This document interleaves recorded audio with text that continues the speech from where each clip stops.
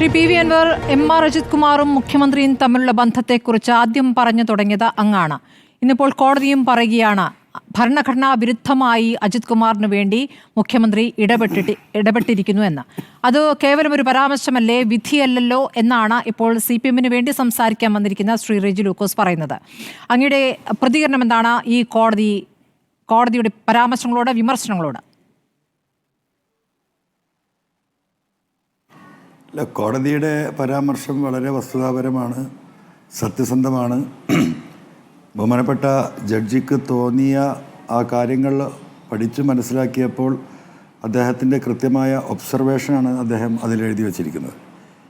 അതിൽ വളരെ കൃത്യമായി അതിൻ്റെ സൂചന പോകുന്നത് നമുക്ക് കാണാൻ കഴിയുമല്ലോ, മുഖ്യമന്ത്രിയുടെ ഓഫീസിലേക്കാണ്. യഥാർത്ഥത്തിൽ ഈ റിപ്പോർട്ട് ഇന്ന് എനിക്ക് കിട്ടിയ, വേണ്ടപ്പെട്ട ആളുകളിൽ നിന്ന് കിട്ടിയ ഒരു വിവരം, ആദ്യം ഈ റിപ്പോർട്ട് സ്മൃതി ഓർക്കുന്നുണ്ടാകും, SIT കൊടുത്ത വിജിലൻസ് റിപ്പോർട്ട് അന്ന് വിജിലൻസ് ഡയറക്ടർ ഒരു പ്രാവശ്യത്ത് മടക്കുകയുണ്ടായി. മടക്കിയതിന് ശേഷം രണ്ടാമത് കൊടുക്കുന്ന റിപ്പോർട്ടാണിത്. ഈ റിപ്പോർട്ട് മുഖ്യമന്ത്രിയുടെ ഓഫീസ്, പൊളിറ്റിക്കൽ സെക്രട്ടറി P. ശശിയുടെ ഓഫീസിൽ 3 പ്രാവശ്യം വെറ്റ് ചെയ്തതിന് ശേഷമാണ് കോടതിയിലേക്ക് കൊടുത്തതെന്ന് പറയുന്നത്. അതാരാ നിർദ്ദേശം കൊടുക്കുന്നത്? ഈ അജിത് കുമാർ തന്നെയാണ്. കോടതിയിൽ കൊടുക്കേണ്ട കുറ്റപത്രത്തിൻ്റെ രൂപരേഖ തയ്യാറാക്കുന്നത് ഈ കേസിൽ ആരോപിക്കപ്പെട്ട കുറ്റവാളിയായ അജിത് കുമാർ തന്നെയാണ് എന്ന് പറയുമ്പോൾ ഇനിയിപ്പോൾ ഇതിലെന്താ വേറെ പറയാനുള്ളത്?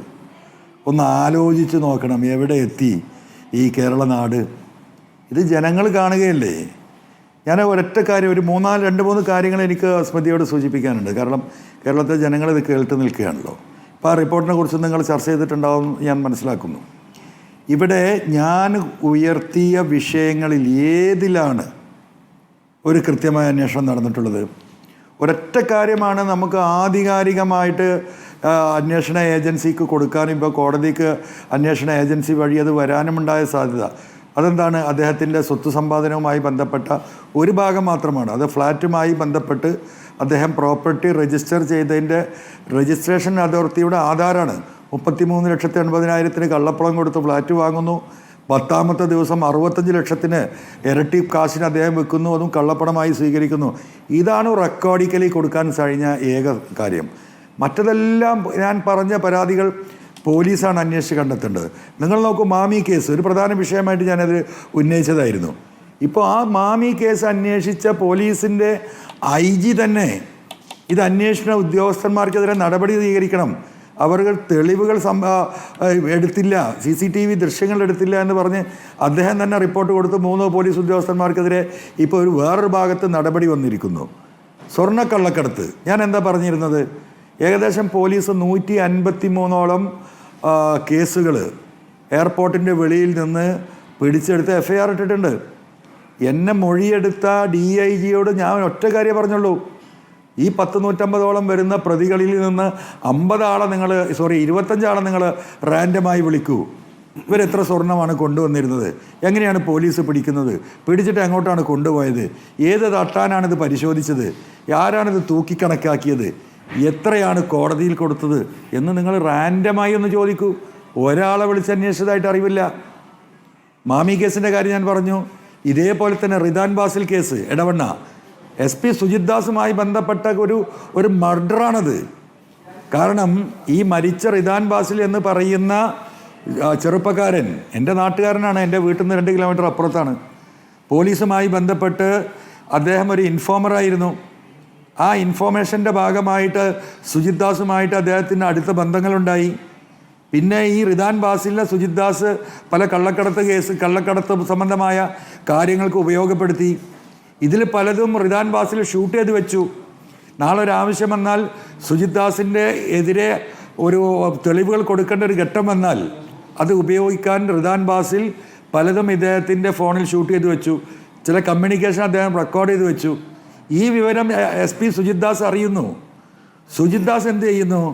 ഈ ഫോൺ തട്ടിയെടുക്കാൻ വേണ്ടിയിട്ട് ഒരു സംഘത്തെ അയക്കുന്നു റിദാൻ ബാസിലിൻ്റെ വീട്ടിലേക്ക്. അങ്ങനെ റിദാൻ ബാസിലിൻ്റെ വീട്ടിൽ നിന്നും ഈ ചെറുപ്പക്കാരനെ കൂട്ടിക്കൊണ്ടു പോകുന്നു. ഇവരുടെ സുഹൃത്തുക്കളായൊരു സംഘം തന്നെയാണ്, എതിരാളികളല്ല. ഇവർ ശരി, അങ്ങ് പലതവണയായി പറഞ്ഞിട്ടുള്ള കാര്യങ്ങളാണ് ശ്രീ പി വി അൻവർ.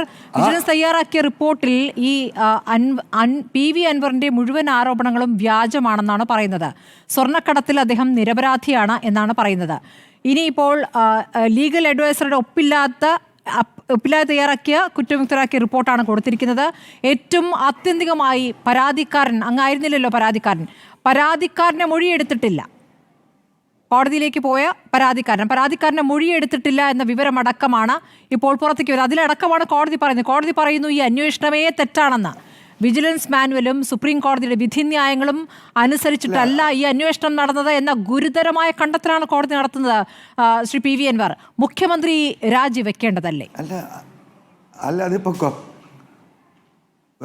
തീർച്ചയായിട്ടും ഞാൻ പറഞ്ഞു വരട്ടെ, നാഗരാജ് വക്കീൽ പരാതി കൊടുത്ത് അദ്ദേഹത്തോട് മൊഴിയെടുത്തില്ല എന്നുള്ളത് രണ്ടാമത്തെ വിഷയം.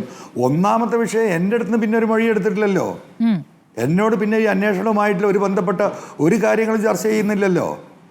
നാഗരാജ് വക്കീൽ വിജിലൻസിൽ പരാതി കൊടുത്താൽ സ്വാഭാവികമായിട്ടും മൊഴിയെടുക്കേണ്ട ആ പോലീസ് എടുത്തില്ല. കോടതി അത് വളരെ സീരിയസ് ആയിട്ട് കാണുകയാണ്. അപ്പോൾ ഇതുപോലെയുള്ള ഒരു ഗവൺമെൻറ്, ഒരു ആഭ്യന്തര വകുപ്പ് മന്ത്രി എന്ന് പ്രതിപക്ഷം അങ്ങോട്ട് ആവുന്നില്ലല്ലോ. ശക്തമായി പറയണ്ടേ ഇത്? എന്താണ് പ്രതിപക്ഷത്തിന് ഇതിൽ ശക്തമായിട്ട്? ഇത് കേരളത്തിലെ 3.5 കോടി ജനങ്ങളെ നേരിട്ട് ബാധിക്കുന്ന ഒരു വിഷയമല്ലേ? ഒരു ലോ ആൻഡ് ഓർഡർ കൈകാര്യം ചെയ്യുന്ന ഒരു പോലീസ് ഉദ്യോഗസ്ഥൻ ഇതുപോലെയുള്ള ഒരു നൊട്ടോറിയസ് ക്രിമിനലാണ് എന്ന് പ്രത്യക്ഷമായി ഒരു കോടതിയുടെ നിന്ന് ഒരു സ്റ്റേറ്റ്മെൻറ്റ് വന്നിട്ട് ഒരു പത്രസമ്മേളനം വിളിച്ചിട്ട് അതിനെ എതിർക്കുക മാത്രമാണോ പ്രതിപക്ഷം ചെയ്യേണ്ടത്? അപ്പോൾ എവിടെയാണ് ഇതിൻ്റെ പ്രശ്നങ്ങൾ? ആ പ്രശ്നങ്ങളെ കൃത്യമായി കണ്ടെത്തി ശക്തമായിട്ട് ഒരു ജനകീയ പ്രക്ഷോഭം കേരളത്തിൽ ഉയർന്നു വന്ന് മുഖ്യമന്ത്രി രാജിവെക്കണമെന്ന് ആവശ്യപ്പെടേണ്ട ഈ ഘട്ടത്തിൽ പോലും ഈ ടെലിവിഷൻ ചാനലിൽ മുഖ്യമന്ത്രി രാജിവെക്കണമെന്ന് പറഞ്ഞാൽ മതിയോ? ശക്തമായി ഇടപെടണ്ടേ? അവിടെയാണ് ജനങ്ങൾ ഈ ചോദ്യം ചോദിക്കുന്നത്. ശരി, ഈ അന്വേഷണം തന്നെ തെറ്റാണ് എന്നുള്ള വലിയ പരാമർശങ്ങൾ ഉണ്ടായിട്ടും, അതാണ് ഞാൻ ഷിബു മിരാൻ അങ്ങയോട് നേരത്തെ ചോദിച്ചത്.